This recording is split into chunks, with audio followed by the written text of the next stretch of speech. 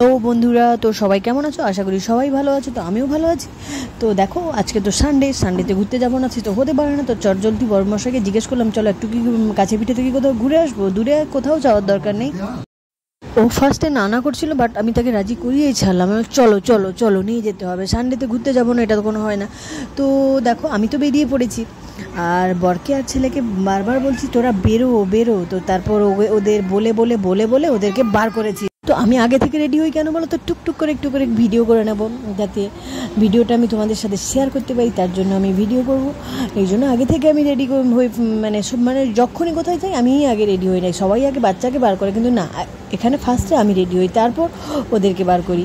তো চলো দেখো, সবাই মোটামুটি রেডি হয়ে গেছে, আমি, আমার ছেলে আর আমার বর। তো দেখো, বেরিয়ে পড়েছি।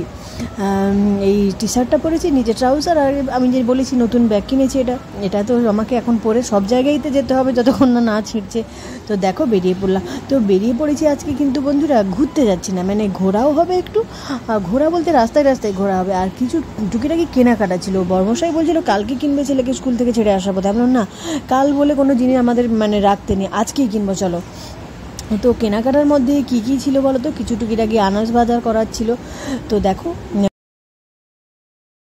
কালকে হচ্ছে একটা স্পেশাল ডে, আমার জন্য একটা স্পেশাল ডে, তার জন্য বাজার করতে যাচ্ছি। তো দেখো, ফার্স্টে নিয়ে নিলাম শশা, নিয়ে নিলাম স্যালাড করব, স্যালাডের জন্য কিছু শশা নিয়ে নিলাম।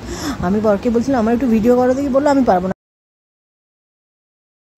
তারপর আর একটা দোকান থেকে নিলাম গাজর, নিলাম ক্যাপসিকাম, নিলাম বিনস নিলাম। তো কী হবে, তোমরা এই তিনটে উপকরণ থেকে বুঝতেই পারছো কী হবে এটা, মানে কি রান্না হবে। এই তিনটে জিনিস নিচ্ছি যখন, কি রান্না হবে তোমরা বুঝতে পেরেছো। তারপর আর একটা তার পাশের দোকানে চলে এলাম রাইস নিতে।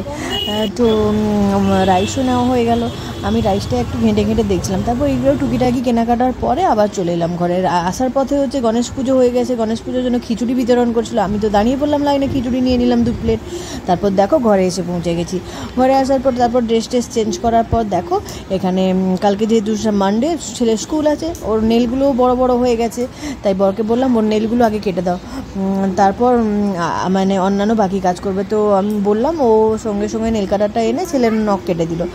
ওই নখগুলো কাটে, আর ছোটোবেলা থেকে ওই কাটছে ওর নখগুলো, তো ও কেটে দিল। তারপর আমি এদিকে টুকিটাকি খাবার টাওয়ার কি, মানে রাত্রি ডিনারের জন্য সমস্ত কিছু আয়োজন ওইদিকে সামলে নিলাম।